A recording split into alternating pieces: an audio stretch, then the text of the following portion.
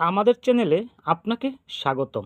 বন্ধুরা, ডায়াবেটিক্স নিয়ন্ত্রণে অনেকেই লিনামেড 2.5/500 ট্যাবলেট ব্যবহার করে থাকেন, কিন্তু ওষুধটি আসলে কী কাজ করে, কাদের জন্য এবং কিভাবে খেতে হয় তা সহজভাবে আলোচনা করব।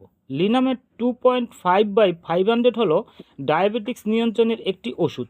এতে থাকে লিনাগ্লিপটিন 2.5 mg এবং মেটফরমিন হাইড্রোক্লোরাইড 500 mg। এই দুটি উপাদান একসাথে কাজ করে টাইপ 2 ডায়াবেটিক্স নিয়ন্ত্রণে সাহায্য করে। লিনামেটের কাজ কী?